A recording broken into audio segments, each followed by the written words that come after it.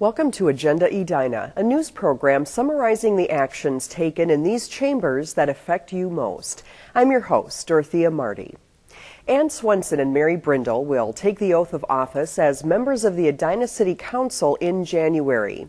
In the race for 2 city council seats, Swenson, an incumbent, was the top vote getter with 11,370 votes. Swenson was first elected to the council in 2004 after serving on the Planning Commission for 10 years.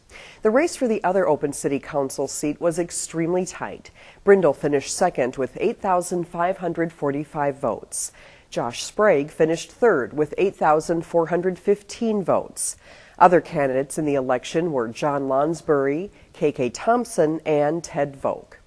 Because the difference between the second and third place vote totals was less than 0.5% of the total votes cast, Sprague requested a recount, which the law allows. During the recount held in the council chambers of Edina City Hall, teams of election judges and election staff inspected each ballot. By the end of the vote process, Brindle lost 3 votes and Sprague gained 3.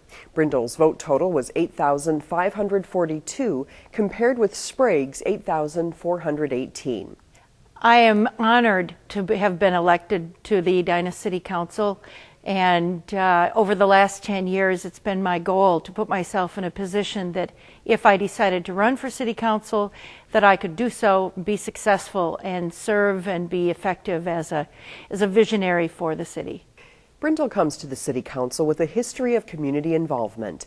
She serves on the Edina Community Council, the Edina Human Rights and Relations Commission, and the 4th of July Parade Committee. She is a longtime member of the 1st John Philip Sousa Memorial Band and Edina Garden Council. She is the program coordinator for the Edina Community Foundation. In early December, the City Council held its Truth in Taxation hearing for its 2009 budget. The 2009 budget is approximately $32.4 million. The budget is up 6.23% from 2008. About 1/3 of the increase will be due to the first year's debt service on bonds issued to finance the purchase and reconstruction of the proposed Public Works facility. Tax revenues will increase by about 7% to support the budget. The 2009 budget maintains the city's current service levels despite the conflicting pressures of commodity price increases and levy limits. Personnel costs remain the largest component of fund expenditures, accounting for about 2/3 of the city's general fund budget. Employees also receive a 3.5% cost of living wage increase. There are no new full-time positions included in the budget.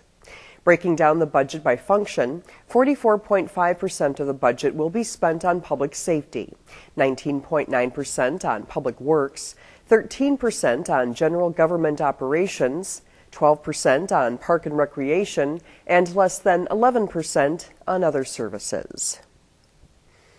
Capping more than 2 years of work, the City Council has approved the submission of its 2008 Comprehensive Plan to the Metropolitan Council. The Metropolitan Council requires all cities in the 7-county metropolitan area to have a comprehensive plan, and state law requires cities to update their plans every 10 years.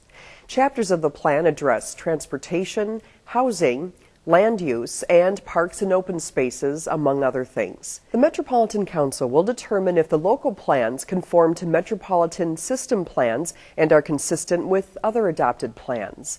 Once approved by the Metropolitan Council, the City Council will vote on its adoption. The completed comprehensive plan will be managed by the Planning Commission and City Council, which are required to consider their goals, policies, and programs when reviewing and setting city ordinances and policies.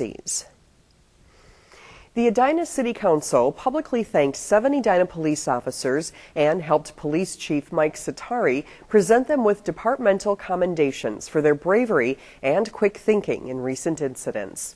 In July, Officer Brian Hubbard derailed a kidnapping in progress during a routine traffic stop. The female driver was extremely nervous, and the male passenger attempted to handle all of the interaction. Sensing a problem, Hubbard asked the driver to write her name on his notepad. She turned away from the passenger and mouthed the words, "Help me." The officer ordered her to step back to his squad car, where he determined the passenger, her ex-boyfriend, had just kidnapped her and was threatening to end both their lives. The passenger, who was violating an order for protection, was safely arrested and subsequently charged with multiple felony counts.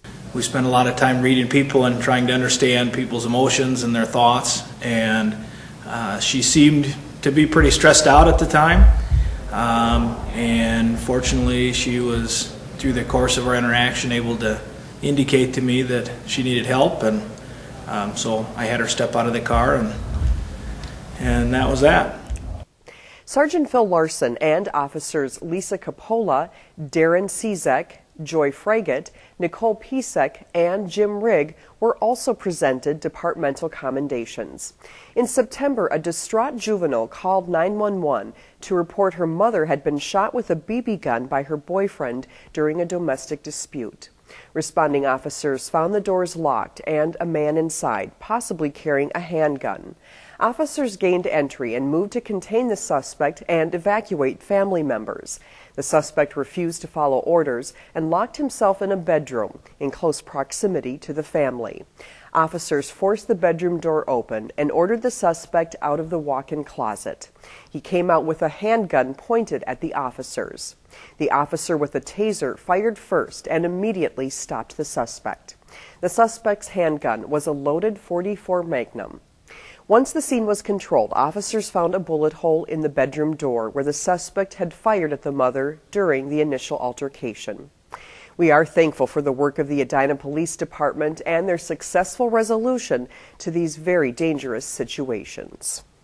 To generate revenue at Braemar Golf Course, the City Council approved the sale of non-resident patron cards. Cost is $110 for the season, which entitles the holder to reservation privileges and discounted green fees. Non-resident patron card holders can make reservations ahead of the general public and save on 18 or 9 holes of golf. They also enjoy additional discounts on select Pro Shop merchandise. Patron cards must be purchased at the Braemar Pro Shop, 6364 John Harris Drive. It's never too early to be working on your golf game. Remember, the Braemar Golf Dome is open now for you to perfect your swing. Thanks for watching this month's episode of Agenda Edina. I'm your host, Dorothea Marty.